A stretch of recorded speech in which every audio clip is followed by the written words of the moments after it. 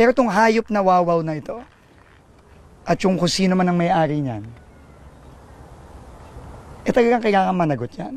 And kung sino man ang nag-aproba nito sa DPWH, kailangan managot nito. Ito construction ng isang flood control structure, yung nakikita nyo ngayon. Yung protection wall, no? Dito sa river, worth 96.5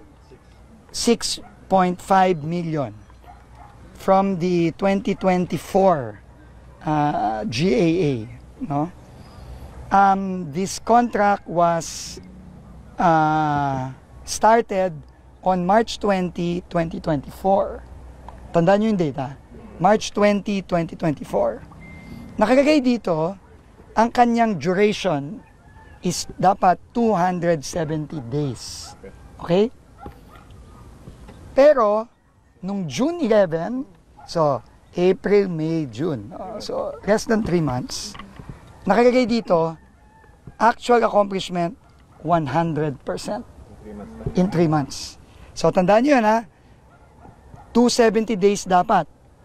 Di ba? 3 months, wala pang 3 buwan, nakalagay dito, 100% accomplished na siya. And kumolekta na yun, sir? Date collected, meaning nabayaran si Wawaw Builders, siya ang contractor, si Wawaw, July 21, 2024. So, 1 month after. So, 2024. Okay. So, yun ang background. Okay, yun ang background. Okay. Tinanong ko si Cap Oscar Gabriel, ang kapitan natin dito. Kailan ba nagsimula ito? Itong ginagawa, yun nakikita nyo ngayon. Kasi obviously, bago pa ng gawa yan eh. Diba? Ang sagot sa akin ni Cap, ang sagot sa akin ng mga kababayan natin doon, yung mga nakatira dito sa tabi, 3 weeks ago.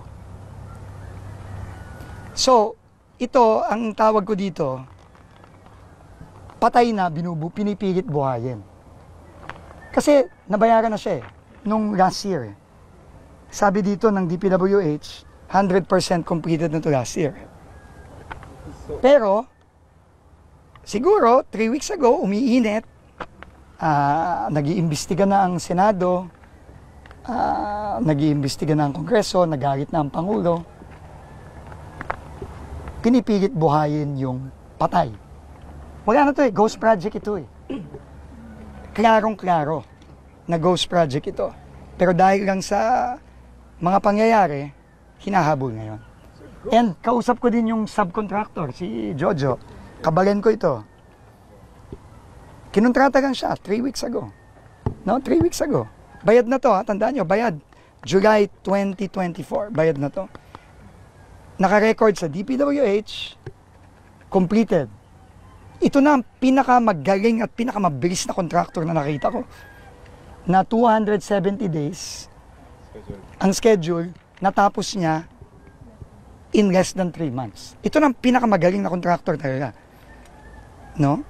Sir? Pero, ito talaga ang example nung sinasabi ng ating Pangulo. No? Ito yung sinasabi ng ating Pangulo.